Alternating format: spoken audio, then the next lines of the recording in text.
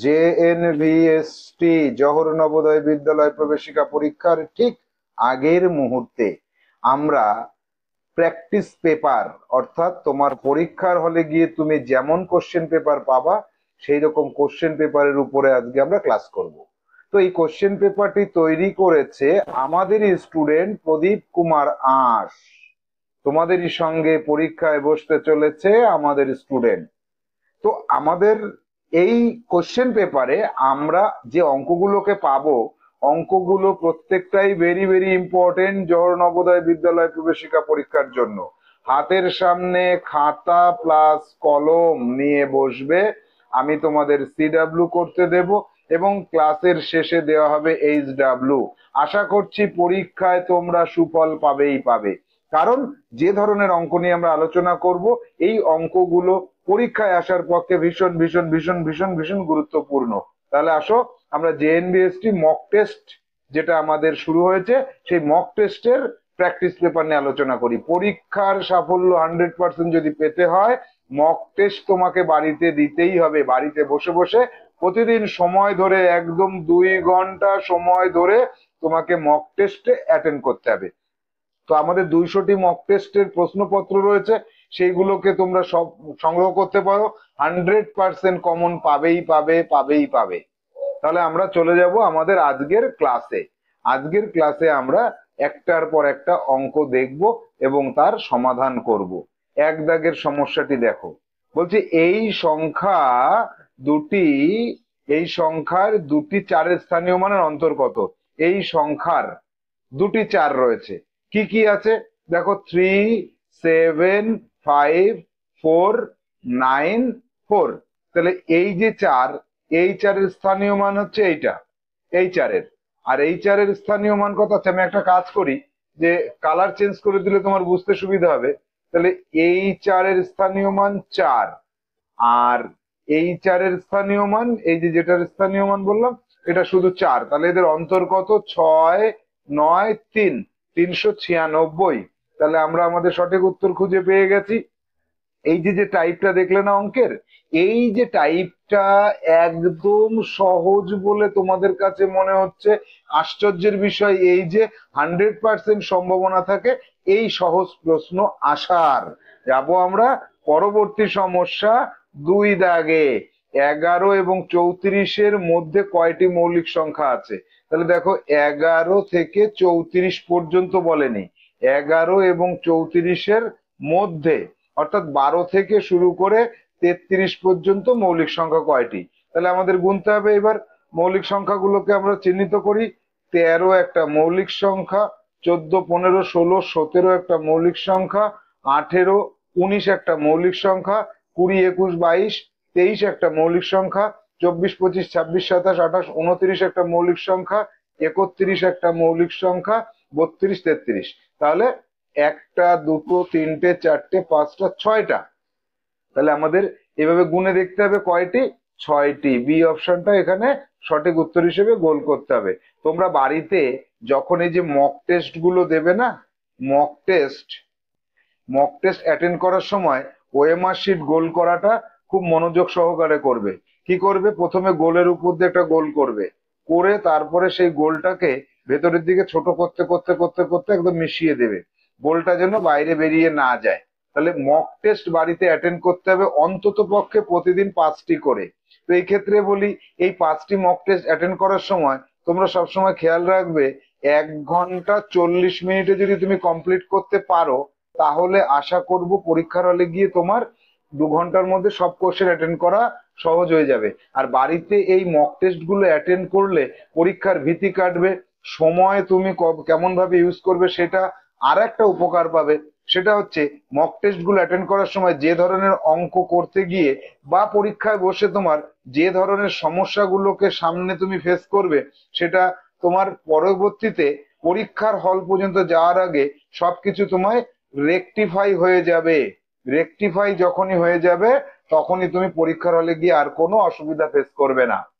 যাব পরবর্তী সমস্যা 3 দাগে। বলছে এই সংখ্যাটি এই সংখ্যাটি এই সংখ্যাটি এর মধ্যে কোন সংখ্যাটি 3 দ্বারা বিভাজ্য। আচ্ছা, 3 দ্বারা বিভাজ্য হতে গেলে কি করতে হয়, যে 5 6 7 6 6। তাহলে এখানে এগুলোকে যোগ করে দেখতে হয় 3 দ্বারা বিভাজ্য কিনা। আমি সেই নিয়মে যাব না, আমি আরো সহজ নিয়ম বলে দেবো।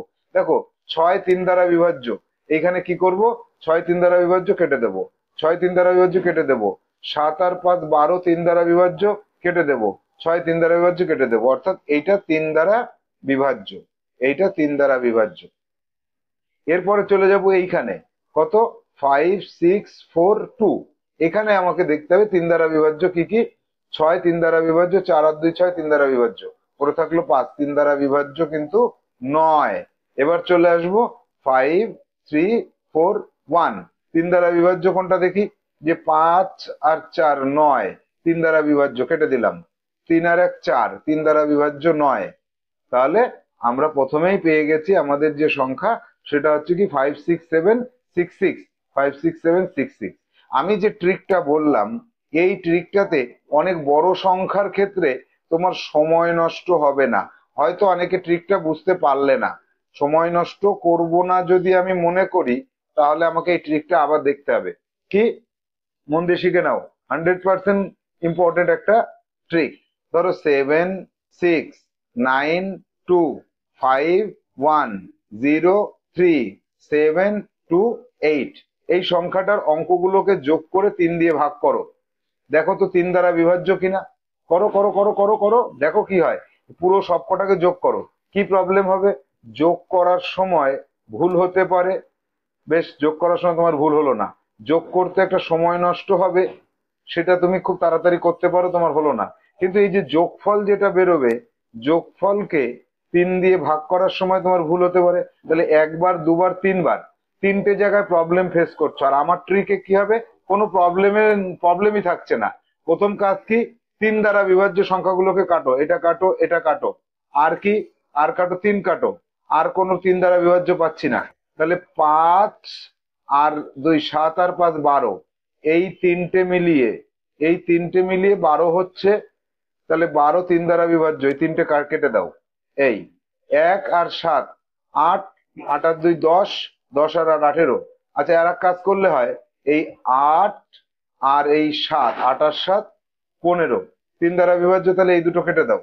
এইখানে 1 আর 2 3, 3 দ্বারা বিভাজ্য, তাহলে এই দুটো কেটে দাও। তাহলে পুরো সংখ্যাটা 3 দ্বারা বিভাজ্য হয়ে গেল। তাহলে 3 দ্বারা বিভাজ্য, কোনো সময় নষ্ট হলো, হবে না।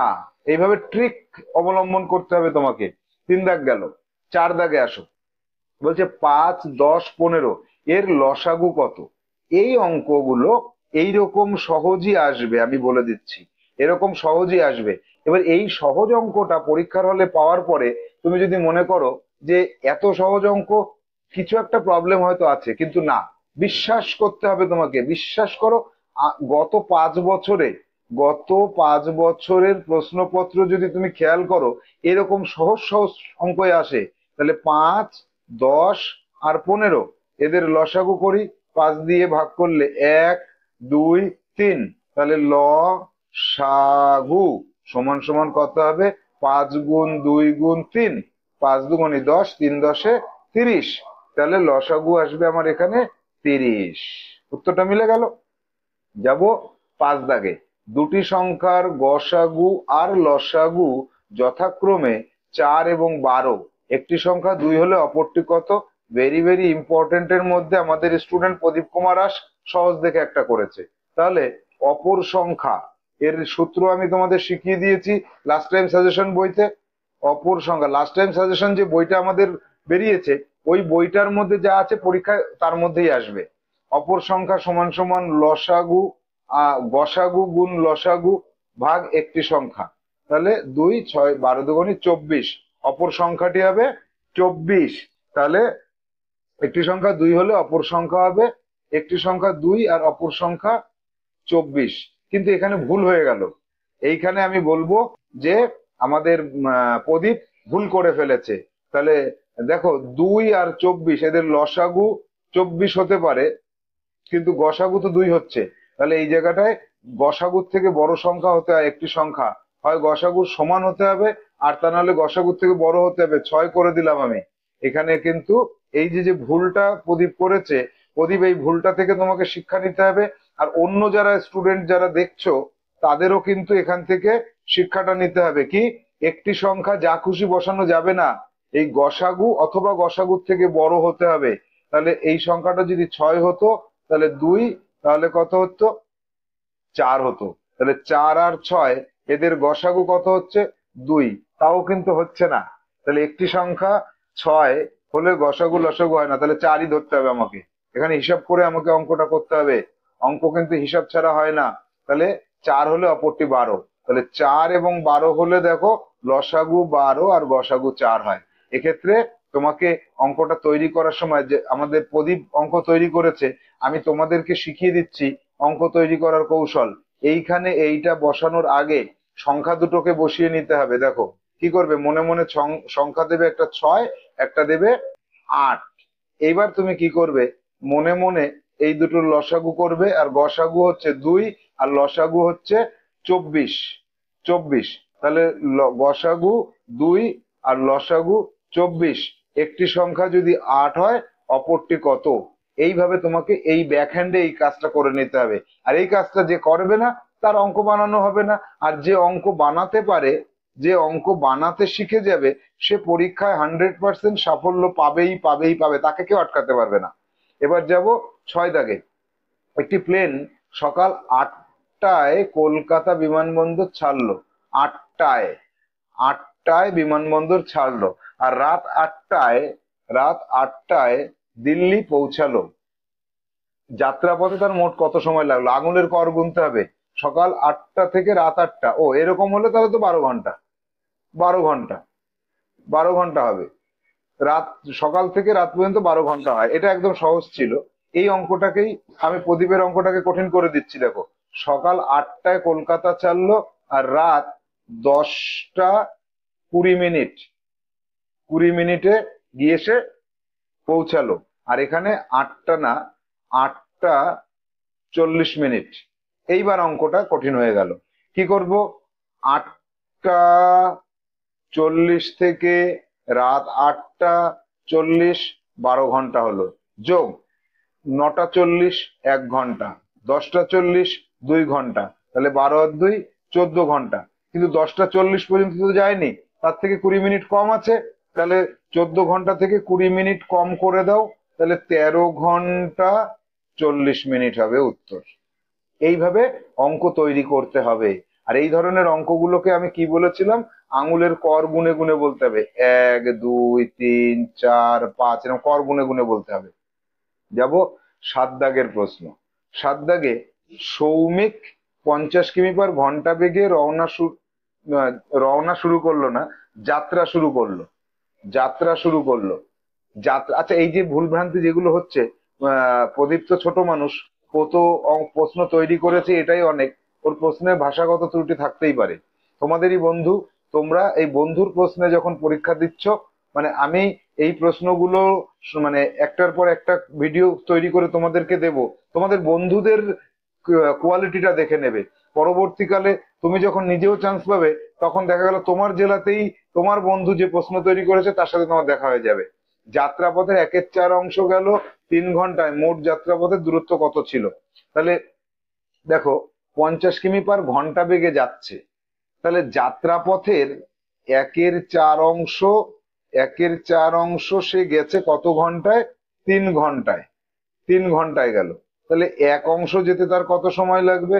3 ঘন্টা ইন্টু কত, 3 ঘন্টা ভাগ ভাগ 1/4, বা 4/1 করে দাও গুণ করে। এবার কত হচ্ছে, তাহলে 12 ঘন্টা সময় লাগলো তার। এই 12 ঘন্টা সময়ে সে কি করেছে, গেছে।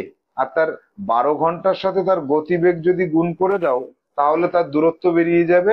তাহলে 5 × 12 = 60, 600 কিলোমিটার পথ সে গেছে। এই 600 কিমি পথ গেছে, এইটা ঠিক করে মানে আমাদের উত্তর আসলো। 8 দাগ, মানের ঊর্ধ্বক্রমে প্রথমে কোনটি আসবে? এই ক্ষেত্রে কিন্তু আমাদের নিয়ম যেটা, সেটা 13/14, যদি লব আর হর সব আলাদা আলাদা হয় তাহলে নিয়ম হচ্ছে এইটা 15/16 আর 13/15। এই অঙ্কটা কিন্তু প্রদীপ অনেক বড় দিয়েছে, অনেক কঠিন দিয়েছে। এই অঙ্কটা সমাধান করতে গেলে অবশ্যই অবশ্যই করে তোমাদের একটু সময় ব্যয় করতে হবে। পরীক্ষার হলে সব অঙ্কতেই যে ট্রিক থাকবে সেরকম কোনো ব্যাপার নেই। সময় তোমাকে ব্যয় করতে হবে। তাহলে 13কে 14 দিয়ে ডাইরেক্ট ভাগ করে দাও, ভাগ করতে গিয়ে দেখবা 0.928। আরো আছে, এই তিনটে নিলাম। এরপরে কি করব, এরপরে 15কে 16 দিয়ে ভাগ করে দিতে হবে। একদম ডাইরেক্ট তুমি ভাগ করতে থাকো, ভাগ করতে করতে দেখবে যে তোমার আহ দশমিকের পরে 3টে পর্যন্ত নেবে, 937 পর্যন্ত নিয়ে নেবে। এগুলো সময় লাগবে, কিন্তু তোমার যদি নামতা, আমি বলেছিলাম যে নামতা 30 পর্যন্ত মুখস্থ রাখো, বর্গ মুখস্থ করো 30 পর্যন্ত, আর ঘন মুখস্থ করো 20 পর্যন্ত। তাহলে পরীক্ষার হলে যে সময়টা তুমি বাঁচাতে পারবে সেটা হচ্ছে অমূল্য সময়। ওই মূল্যবান সময়টাকে যদি বাঁচাতে শেখো, তাহলে পরীক্ষায় সাফল্য তোমাকে কেউ আটকাতে পারবে না। এরপরে যাব কি, এরপরে কত আছে দেখো তো, 13/15। 13/15, তাহলে একদম প্লেন 13কে 15 দিয়ে ভাগ করে দাও, কত আসছে? 0.867। এইবার আমাদের বলছে ঊর্ধ্বক্রমে সাজালে প্রথমে কোনটি আসে? প্রথমে আসে ছোটটি আসে, তারপরে আসে আরেকটু বড়, তারপরে আসবে আরেকটু বড়। তাহলে প্রথমে একদম ছোটটা কত? পয়েন্টের পরে 869392। তাহলে এইটা সবচেয়ে ছোট আর এটা সবচেয়ে ছোট। তাহলে 13/15, 13/15 এইটা আসবে সবার প্রথমে। সি অপশনটা সঠিক উত্তর হলো। তাহলে এবার আমরা যাবো 9 দাগে। সরল অঙ্ক। সরল অঙ্ক তো পরীক্ষায় আসবেই আসবে, 100% সরল অঙ্ক আসতে হবে। তাহলে দেখা যাক। সরল অঙ্ক একদম সহজ দিয়েছে, 3 আর 3 6, 6 আর 3 9, 9 আর 3 12, 12 আর 3 15। এত সহজ অঙ্ক দেওয়াটা ঠিক হয়নি, আরো কঠিন অঙ্ক দেওয়া উচিত ছিল। প্রদীপকে বলছি, প্রদীপ তুমি এত সহজ সরল কেন দিলে? এত সহজ আসবে না, এই অঙ্ক আসবে না, এটা একদম ক্রস দিয়ে দিলাম আমি। এবার আসবো 10 দাগে। এর মান নির্ণয় করতে বলেছে। 3/5 ভাগ 3/5 ইন্টু 1। আগে ভাগের কাজ হবে, তাহলে 3/5 ইন্টু 5/3 উল্টে যাবে, ইন্টু 1, 3355। 1 ইন্টু 1 সমান সমান 1। ডি হবে সঠিক উত্তর। এটা সহজ হলেও এটা পরীক্ষায় আসতে পারে, সহজ হলেও কিন্তু আসার সম্ভাবনা আছে। 80% আমি ধরতে পারি এই অঙ্কটা আসবে পরীক্ষায়। এবার যাব 11 দাগে। প্রথম 4টি সংখ্যার গড় 48, 3টি সংখ্যা এত হলে চতুর্থ সংখ্যাটি কত? ভেরি ভেরি ইম্পর্টেন্ট একটা অঙ্ক প্রদীপ তৈরি করেছো। তাহলে প্রথম 4টি সংখ্যার গড়, প্রথম 4টি আবার কেন, যে কোনো 4টি, 4টি সংখ্যার গড় যদি 48 হয়, তাহলে সমষ্টি নির্ণয় করে নিতে হবে। এখানে সমষ্টি কত? 48 গুণ 4 সমান সমান 4 8 32, 4 4 16 আর 3 19। দেখো তো তোমাদের গুণফলটা আমার সাথে মেলে কিনা, আশা করি মিলে যাবে। 48 কে গুণ করে দাও 4 দিয়ে, তাহলে 192 হচ্ছে। আর তার মধ্যে 3টে যে সংখ্যা আছে, এই 3টের সমষ্টি নির্ণয় করো। এটা হচ্ছে 4টের, এটা হচ্ছে 4টের, তার মধ্যে 3টের সমষ্টি নির্ণয় করব। এবার 3টের সমষ্টি নিয়মটা হচ্ছে এটাই, 50 যোগ 70 যোগ 30। উপর নিচে রাখতে হবে, সবসময় মনে রাখবে। রাফ খাতাতে পরীক্ষায় উপর নিচে রাখবে। 70 আর 3 100, 150। তাহলে এবার চতুর্থ সংখ্যাটি কত হবে জানো তো? চতুর্থ সংখ্যা দাঁড়াবে এই 192 থেকে 3টে সংখ্যার সমষ্টিকে বিয়োগ করে দেবে, তাহলে 42 গিয়ে দাঁড়াবে চতুর্থ সংখ্যাটি। হয়ে গেল আমাদের উত্তর। 12 দাগে চলে আসো। 12 দাগে কি আছে দেখি। 35-এর কতগুলি উৎপাদক আছে? কতগুলি উৎপাদক বললে সবসময় এই নিয়মে করতে হবে, 1 গুণ 35। আবার 2 দিয়ে যাচ্ছে না, 3 দিয়ে যাচ্ছে না, 4 দিয়ে যাচ্ছে না, 5 দিয়ে, 5 7 35। আর কি যাচ্ছে? আর যাচ্ছে না। তাহলে উৎপাদক সংখ্যা একটা, দুটো, তিনটে, চারটে, চারটে হলো উত্তর। ডি দাগ। 13 দাগে আসো। বলছে 45.5 কে সামান্য ভগ্নাংশে পরিণত করো। 45.5 সামান্য ভগ্নাংশে পরিণত করতে গেলে পয়েন্ট তুলে দিয়ে 1 বসাও, পয়েন্টের ডান পাশে যে কটা অঙ্ক আছে সে কটা শূন্য দাও। 5 দিয়ে কাটলে 2, 5 দিয়ে কাটলে 5 নং 45, 91/2। তাহলে 91/2 সরাসরি এখানে পেয়ে যাচ্ছি, এটাই হবে সঠিক উত্তর। 13 দাগ হয়ে গেল। 14 দাগে কি আছে? একটি বর্গক্ষেত্রের ক্ষেত্রফল 144 বর্গ সেমি হলে, কমা, ওই বর্গক্ষেত্রের পরিসীমা কত? তাহলে দেখো এই যে বর্গক্ষেত্র, এই বর্গক্ষেত্রের ক্ষেত্রফল 144, তাহলে বাহু কত? বাহুর সূত্র হচ্ছে √ক্ষেত্রফল, এই সমান সমান 12 সেমি। একবারে 12 কেন বললাম আমি? এবার উৎপাদকে বিশ্লেষণ করে 12 নির্ণয় করো, সময় লাগবে, আমি তো মুখস্থ করতে বলে দিয়েছি নিশ্চিত নবোদয় বইয়ের থেকে। এইবার কি করব, এইটা 12, এইটা 12, এটা 12, এটা 12, তাহলে পরিসীমা কত? পরিসীমা সূত্র মনে আছে সবার? পরিসীমা ইকুয়াল টু 4 ইন্টু বাহু, 4 12 48 সেমি, 48 হবে সঠিক উত্তর। এটা ইম্পর্টেন্ট অঙ্কের মধ্যে পড়লো। এই অঙ্কটাই কিন্তু 100% আমি বলতে পারি পরীক্ষায় এই হুবহু এরকমই আসতে পারে। আমি কিন্তু বলছি যে কি ধরনের প্রশ্ন আসতে পারে আর কি ধরনের প্রশ্ন আসতে পারে না, পরীক্ষার 1-1.5 মাস আগে থেকে এগুলো সম্পর্কে ধারণা নাও। 15, প্রীতম 5600 টাকা আয় করে আর 600 টাকা সঞ্চয় করে, শতকরা কত ভাগ টাকা খরচ করে? এইখানে দেখো শতকরা কথাটা যেটা ব্যবহার করেছে প্রদীপ, এই যে শতকরা পার্সেন্টেজ, এটা কিন্তু সিলেবাসে নেই। সিলেবাসে নেই। 99.99% সম্ভাবনা হচ্ছে আসবে না। আসবে না। যদি এসে যায় দুর্ভাগ্যক্রমে, তাও আমি বলছি আসবে না। তাহলে এই ক্ষেত্রে আমার কি করতে হবে, আমি অঙ্কটাকে আগে সমাধান করা তোমাদের শিখিয়ে দিই, তারপরে অঙ্কটা চেঞ্জ করে দিচ্ছি। দেখো তাহলে 5600 টাকা আয় করে আর 600 টাকা সঞ্চয় করে, তাহলে 5600 টাকার মধ্যে থেকে 600 টাকা যদি সঞ্চয় করে, বাকি টাকা সে খরচ করে ফেলে। তাহলে খরচের শতকরা হার হচ্ছে 5000 ভাগ 5600 ইন্টু 100%। এটা হচ্ছে শতকরা হার। দুটো শূন্য দুটো শূন্য কাটলাম, 2 দিয়ে কাটলে 25 হয়, 2 দিয়ে কাটলে 26 হয়। তাহলে 2500 ভাগ 26%। এবার এই 2500 কে 26 দিয়ে ভাগ করলে কত? এই ভাগটা তো তোমাকে করতে হবে পরীক্ষার হলে। ভাগ 26 যদি তুমি করো, তাহলে দেখবে যে 96.15% হয়। 96 এটা হবে। এর মধ্যে কোনোটাই নেই, প্রদীপ নিজেও ভুল করেছে, তাই না? 5650, এখানে ভুল হয়েছে, আমারই ভুল হয়েছে। তাহলে আহ 2 দিয়ে 2 দুগুণে 4, 8 দুগুণে 16, 28 হবে। তাহলে এখানে তোমার 28, এখানে যদি 28 করো, প্রদীপের ভুল হয়নি, এটা আমারই ভুল হয়েছে। 2500 কে ভাগ করতে হবে 28 দিয়ে, তাহলে 89.28, 89.28, 28, এইটা 89.28। আচ্ছা, এখানে আবার ওটা বুদ্ধি করেছে, 89.29 করবে না 28 করবে? তাহলে 28 এর পরে আছে 57, তাহলে 29 হয়ে যাবে। এইটা হয়ে যাবে উত্তর। এ দাগ। উত্তরপত্রটা আমি পরে দেখে দিচ্ছি, যদি বি থাকে তাহলে এ করে নিতে হবে। আর উত্তরপত্র তো থাকবে না, এটা তো পাল্টে যাবে অঙ্কটা। তাহলে এবার কি করতে হবে, সঞ্চয় করে 600 টাকা সঞ্চয় করে দাঁড়ি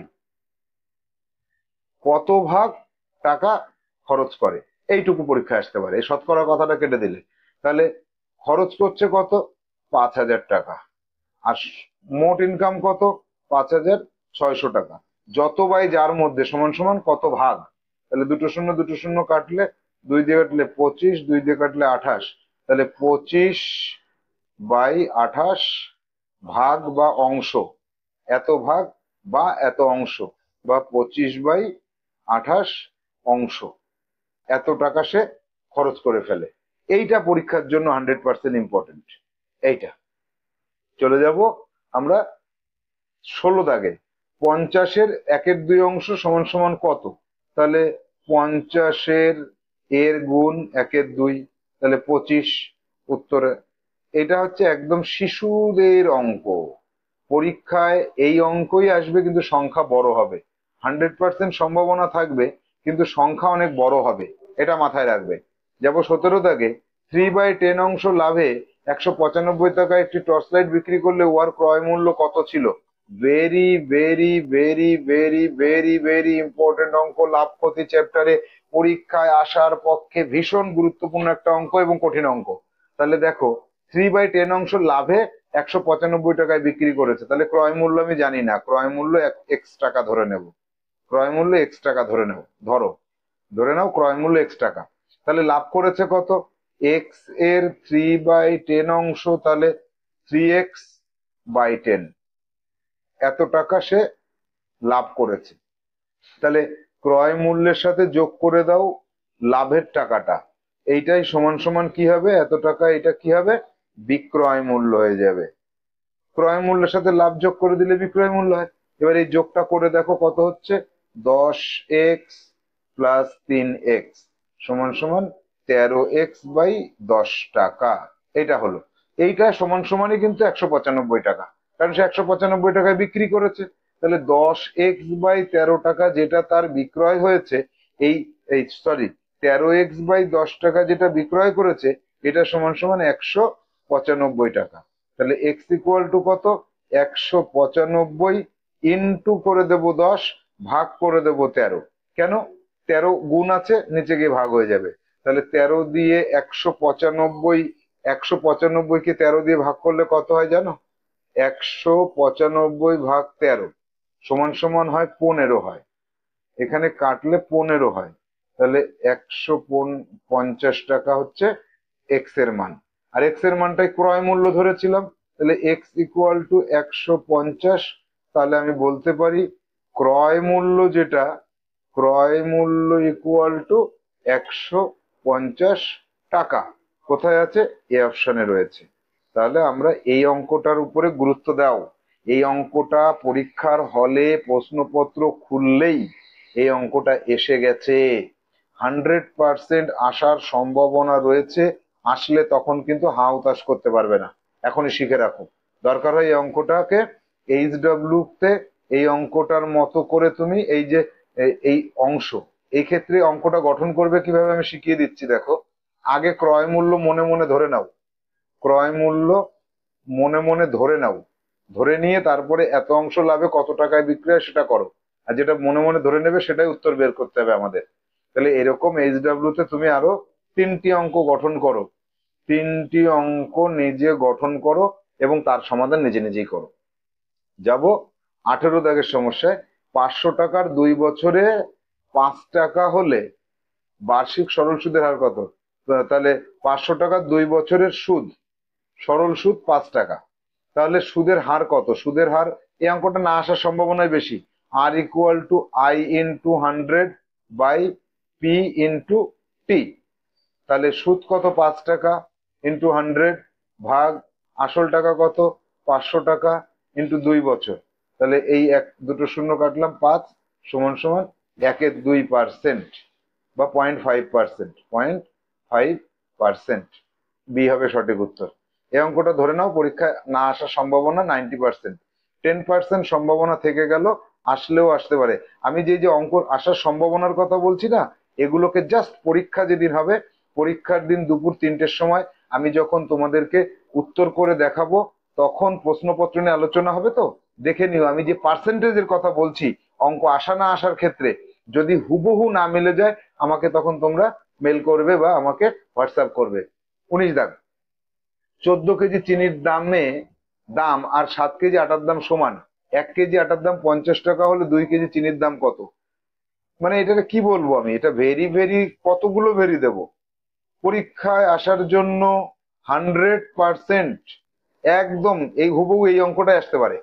আমি যেখানে বলছি গুরুত্ব দিচ্ছি বেশি, সেই অঙ্কগুলোই বেশি করে চেষ্টা করবে তোমরা। 14 কেজি চিনির দাম আর 7 কেজি আটার দাম সমান। 1 কেজি আটার দাম 50 টাকা, তাহলে 7 কেজি আটার দাম কত, 350 টাকা। এই জায়গাটা লক্ষ্য করো, 7 কেজি আটা আর এই যে 1 কেজি আটা, তাহলে 7 কেজির দাম বের করলাম। তাহলে 14 কেজি চিনির দাম কত, 350 টাকা। 14 কেজি চিনির দাম, 1 কেজি চিনির দাম কত, 350 ভাগ 14। 2 কেজি আটার দাম কত, এই যে 2 কেজি চিনির দাম, সরি চিনির দাম 2, কাটলে 7 সমান সমান 50 টাকা। 50 টাকা কোথায় আছে, বি অপশনে রয়েছে। একদম আমি বলে দিচ্ছি অঙ্কটা কিন্তু, মানে এই যে লেভেলের অঙ্কটা দিয়েছে আমাদের প্রদীপ কুমার আস, একদম ইম্পর্টেন্ট, পরীক্ষায় আসবে। আবার একটা সরল অঙ্ক দিয়েছে, একটা পরীক্ষার প্রশ্নপত্রের মধ্যে সরল অঙ্ক দুবার কেন। হ্যাঁ, আমি কেন দুবার দিয়েছেও আমি বুঝেছি। কোনো কোনো বছর দুটো কেন, 3টেও আসতে পারে, 2টি 3টি সরল অঙ্ক আসতে আমরা দেখেছি, অভিজ্ঞতা আছে। তাহলে সরলটা কিভাবে করব, তোমরা সিডব্লিউ তে নিজেরা কষে করবে, আমি সংক্ষেপে করে দিচ্ছি। আগে ভাগ, ব্র্যাকেটের মধ্যে ভাগ করলে হয় 15, 300 কে 15 দিয়ে ভাগ করলে হয় 20, এই 150 থেকে 20 বিয়োগ করলে হয় 130। নিজেরা সিডাব্লিউ তে এই অঙ্কটা করে দেখাও আমাকে। সিডাব্লিউ তে সম্পূর্ণটা কষে করো, কষে করো, তাহলে আমি বুঝবো যে তোমরা অঙ্কটা শিখতে পেরেছো। 20 দাগ হয়ে গেল। এবার আমি সিডাব্লিউ আর এইচডাব্লিউ যেটা বলছি মনোযোগ সহকারে শুনে নাও। পরীক্ষায় কিন্তু তোমার প্রস্তুতি ভালো হওয়ার জন্য এই দুটো করতে হবে। এই 1 থেকে 20 দাগ পর্যন্ত সবুজ কালি দিয়ে পুনরায় অঙ্কগুলো গঠন করো। আর এইচডাব্লিউ কি? এই 1 থেকে 20 দাগ সংখ্যা পাল্টে নিজেরা 20টি অঙ্ক গঠন করো। যদি তুমি গঠন করতে পারো তাহলে তোমার পরীক্ষায় 100% চান্স কেউ ঠেকাতে পারবে না। যদি বলো আমি পারছি না, তাহলে তুমি চান্স পেতেও পারো, নাও পেতে পারো। তাহলে আমাদের আজকে আমরা শুরু করেছি নতুন যে পর্ব, যে জেএনবিএসটির মক টেস্ট। এই মক টেস্ট লেভেলে আমি তোমাদেরকে প্রায় 50টার মতন মক টেস্ট পেপার সলভ করে দেব। পরীক্ষায় তোমার 100% কমন কেউ আটকাতে পারবে না। মক টেস্ট যদি সংগ্রহ করতে হয় তাহলে আমাদের সঙ্গে এই নম্বরে যোগাযোগ করে মক টেস্টের পেপার সংগ্রহ করে নাও। আশা করছি পরীক্ষায় 100% কমন তোমার হবেই হবে। ভালো থাকো, সুস্থ থাকো। পরবর্তী মক টেস্ট পেপার আবার দেখা হচ্ছে। টাটা।